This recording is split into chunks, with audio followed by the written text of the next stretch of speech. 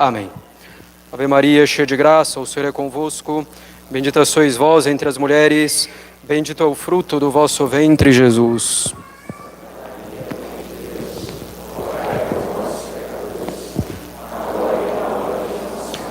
Podem sentar-se.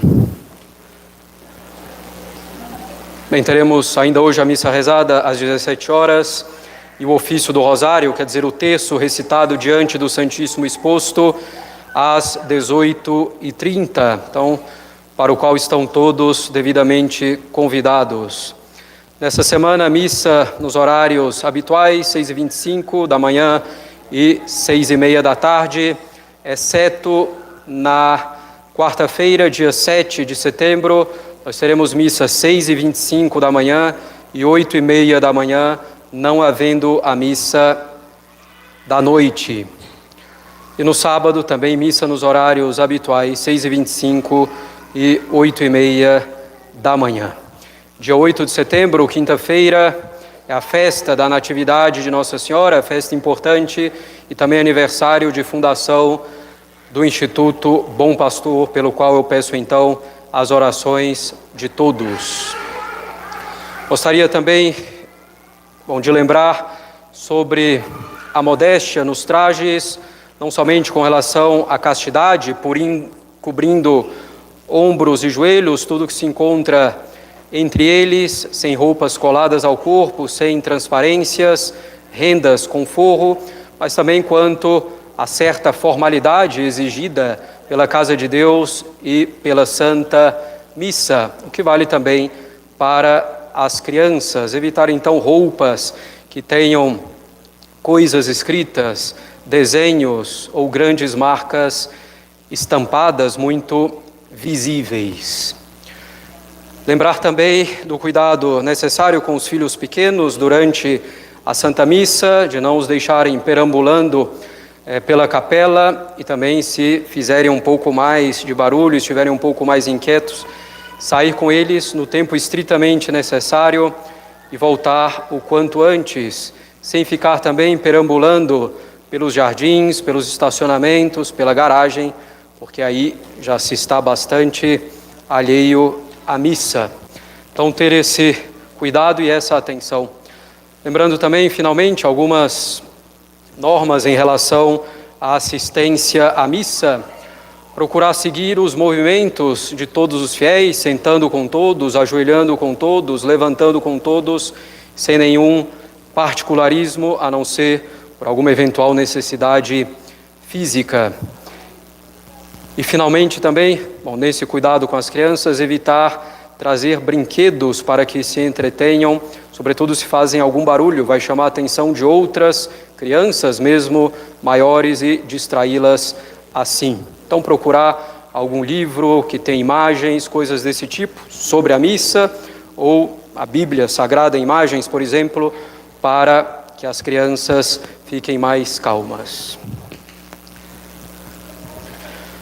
Caros católicos, o Evangelho de hoje, com a história dos 10 leprosos curados e apenas um que volta para agradecer, nos lembra o dever de gratidão que temos para com Deus. Com efeito, Deus não precisava ter criado absolutamente nada, sendo já infinitamente perfeito e infinitamente feliz sozinho, nada lhe faltando. Tendo resolvido criar por pura bondade, não estava obrigado a criar o ser humano, mas quis fazê-lo livremente, criando-nos então animais racionais, dotados de corpo e alma, com inteligência para conhecer a verdade, com vontade para amar o bem. Tendo-nos criado, não estava obrigado a nos elevar à vida da graça, ou seja, não estava obrigado a nos fazer participantes de sua própria vida divina. Na sua imensa caridade, assim o fez, criando Adão e Eva em amizade com ele e dando a mesma prerrogativa aos seus descendentes. Porém, nossos primeiros pais cometeram um pecado original, ofendendo gravemente a Deus, perdendo a graça santificante para si e para os seus filhos. Tendo o homem pecado, Deus não estava obrigado a redimi-lo, mas na sua misericórdia abundante nos redimiu. Tendo resolvido nos redimir, não estava obrigado a enviar o seu próprio Filho para nos salvar. Mas, no extremo de sua caridade, enviou o seu próprio Filho, que se fez homem, nosso Senhor Jesus Cristo, verdadeiro Deus e verdadeiro homem. Na superabundância de seus benefícios para conosco, nosso Senhor nos deu sua mãe por nossa mãe, Maria Santíssima. Demonstrou seu amor por nós de maneira inquestionável, com seus sofrimentos e sua morte na cruz. Fundou a Igreja com a sua hierarquia, com homens para nos governar, nos instruir e nos santificar. Fundou a Igreja também com os 7 sacramentos. Pensemos apenas um pouco, caros católicos, no quanto devemos ser gratos a Deus por tantos e tão imensos benefícios. Benefícios de um amor divino infinito por nós. Cada um pode e deve ainda fazer o salutar exercício de se recordar de todos os benefícios, de todas as graças que Deus lhe concedeu na sua própria vida, na sua própria história pessoal. A cada passo dela, Deus vai efetivamente nos ajudando a amá-lo mais e nós muitas vezes não compreendemos o que Ele quer. Devemos agradecer muito a Deus o que fazemos pouco. Pedimos muito e devemos mesmo pedir muito. Devemos ser generosos em nossos pedidos a Deus, sobretudo naqueles pedidos que se referem, claro, à nossa santificação. Todavia, caros católicos, devemos também agradecer muito. Devemos ter um profundo espírito de gratidão a Deus que em tudo age para o nosso bem, que é a nossa santificação. E essa nossa gratidão, caros católicos, deve ser uma gratidão efetiva e não somente afetiva.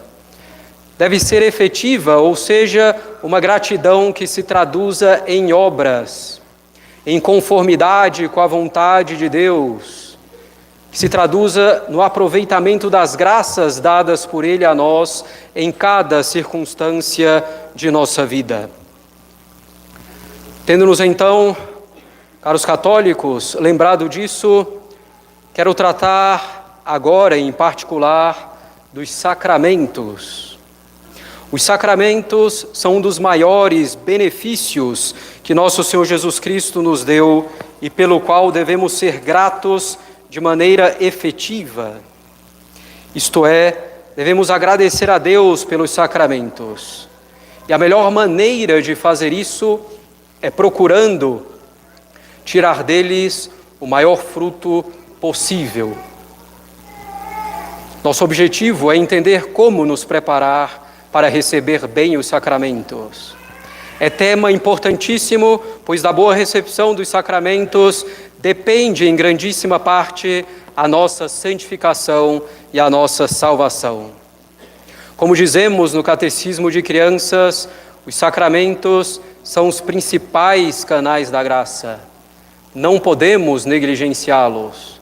E muitas vezes negligenciamos os sacramentos, mesmo recebendo-os regularmente.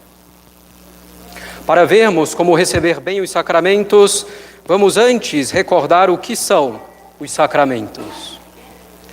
Os sacramentos são sinais sensíveis e eficazes da graça instituídos por nosso Senhor Jesus Cristo. O sacramento é, portanto, um sinal. Sinal é uma coisa que indica uma outra. Por exemplo, a fumaça é sinal natural de algo que está bem quente, ao ponto de queimar.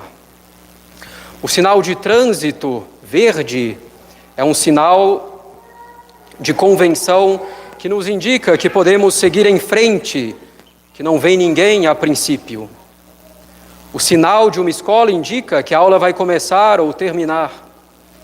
O sacramento é então um sinal, pois o rito externo do sacramento indica, significa o que está acontecendo na alma de maneira imperceptível aos nossos sentidos. Assim, no batismo, por exemplo, a água derramada na cabeça da pessoa, purificando a sua fronte, indica a graça de purificação da alma da mancha do pecado original. A aparência do pão e do vinho na Eucaristia sinaliza que esse sacramento é nosso alimento espiritual, conservando e aumentando a vida da graça em nós. E o sacramento é um sinal sensível, ou seja, que pode ser percebido por pelo menos um dos 5 sentidos: visão, paladar, tato, olfato, audição. Podemos ver o óleo e a imposição da mão na crisma, por exemplo. Podemos ouvir as palavras da absolvição na confissão. Podemos sentir o gosto e o odor na Eucaristia. Podemos sentir a água no batismo e assim por diante. Os sacramentos são sinais sensíveis, porque assim correspondem à nossa natureza. Nós somos corpo e alma e passamos das coisas sensíveis às mais abstratas e espirituais. Eles são sinais sensíveis para a nossa sensibilidade.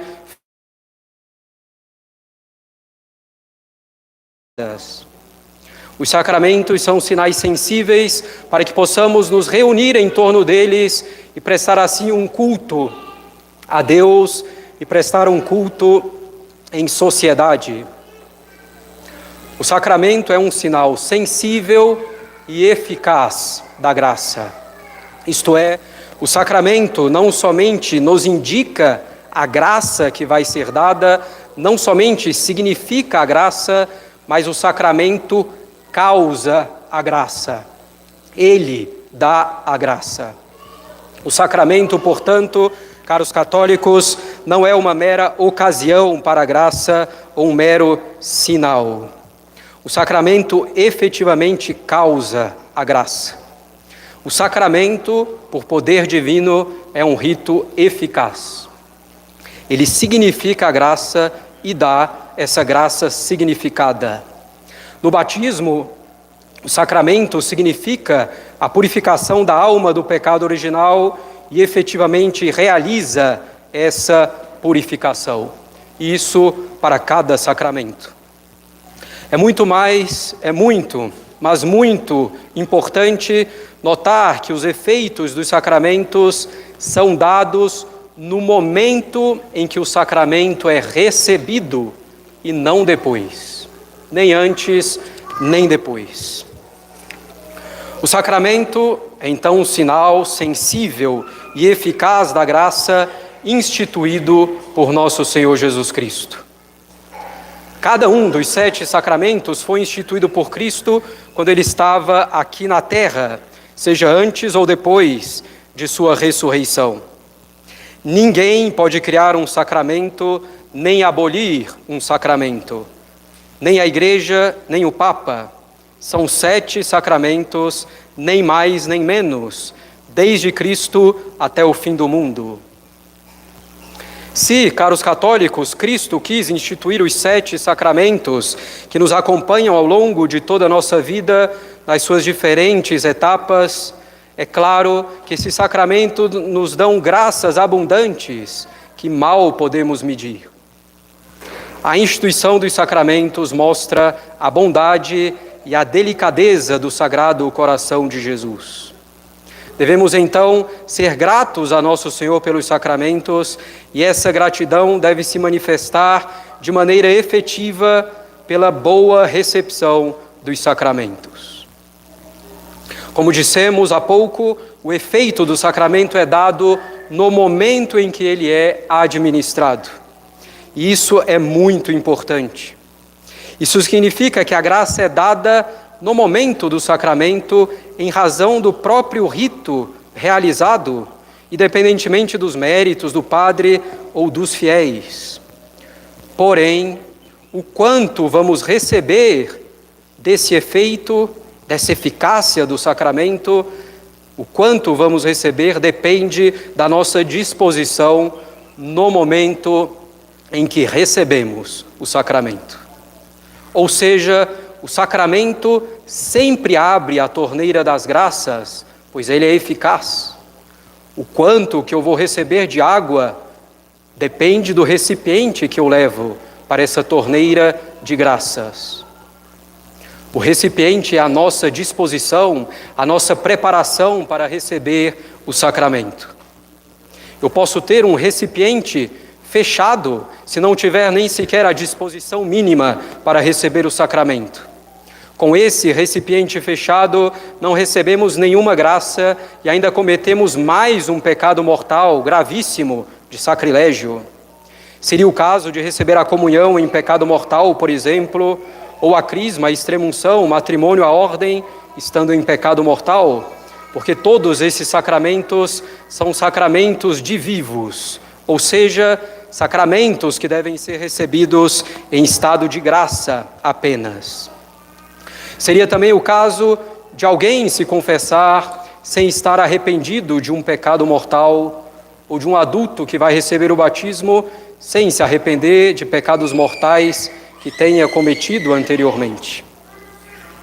Assim, por exemplo, se alguém foi crismado em pecado mortal, ele terá sido crismado, ou terá casado, terá sido batizado, ordenado, mas não terá recebido as graças do sacramento.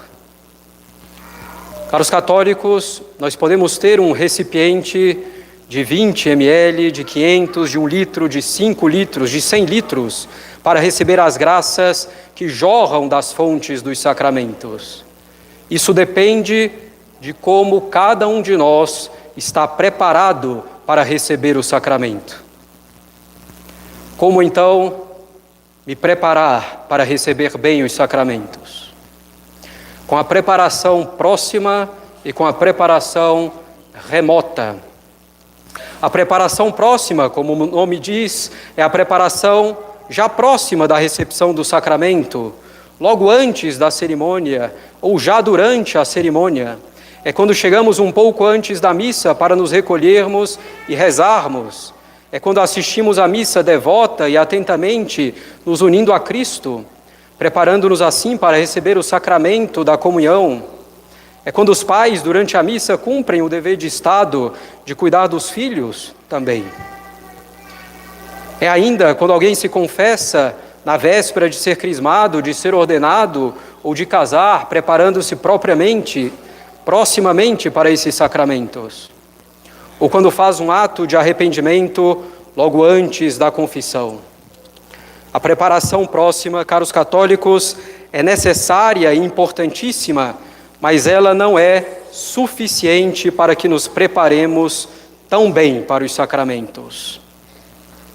Os próprios ritos dos sacramentos, em torno da essência do sacramento, são também um modo de nos preparar para os sacramentos.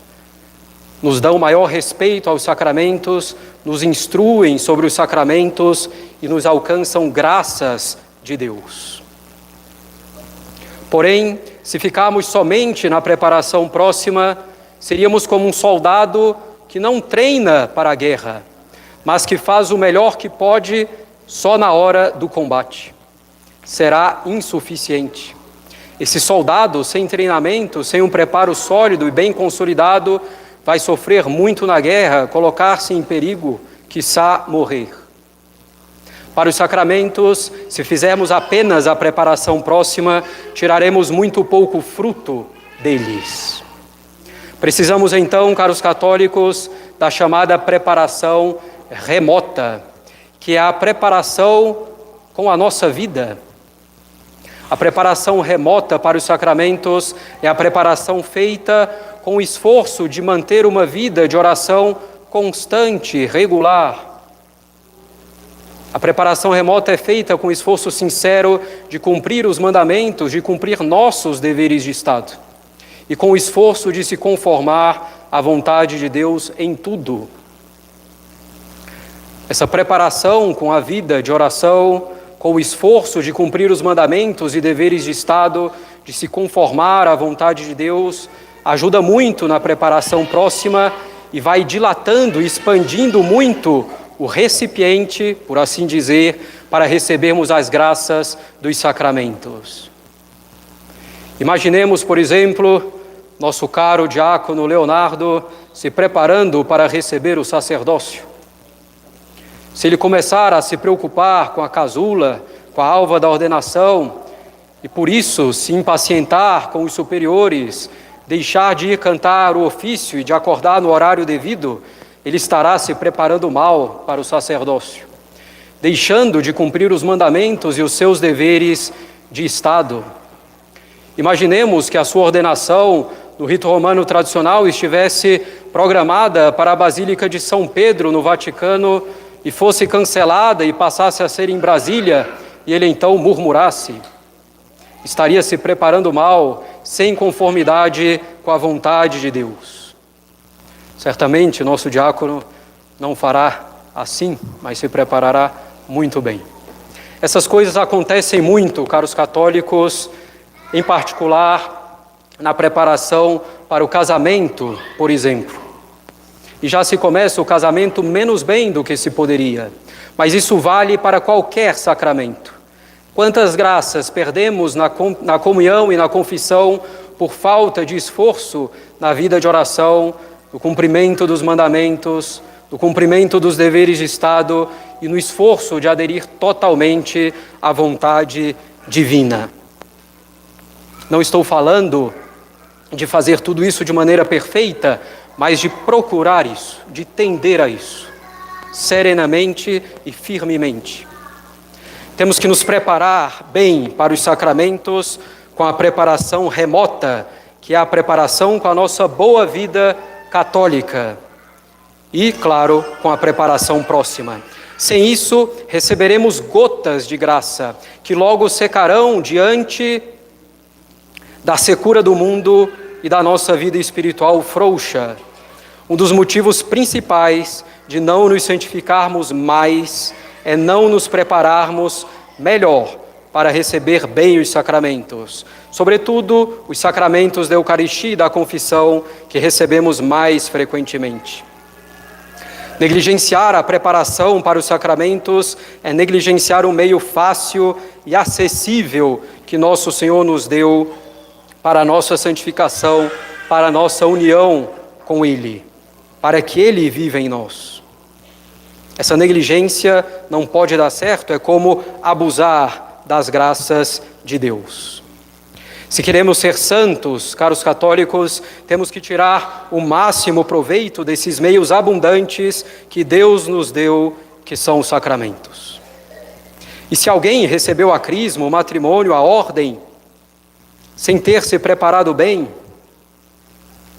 é preciso se arrepender e procurar, com o auxílio de Deus, viver bem esses sacramentos aqui e agora. Deus é bom e nos dá essa chance, reconhecendo nossas misérias e fraquezas.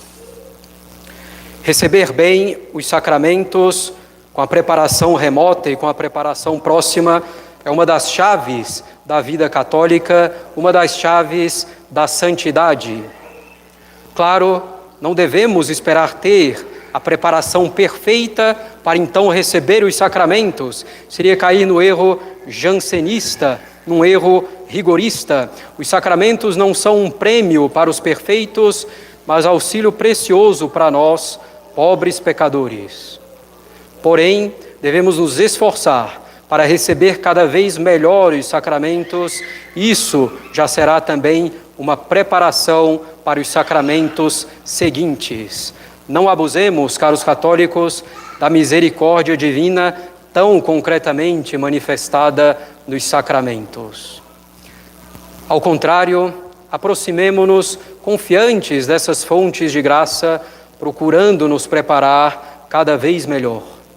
É um grande segredo da vida católica a boa preparação e boa recepção dos sacramentos. E isso também como manifestação de gratidão efetiva a Deus. Em nome do Pai, do Filho e do Espírito Santo. Amém.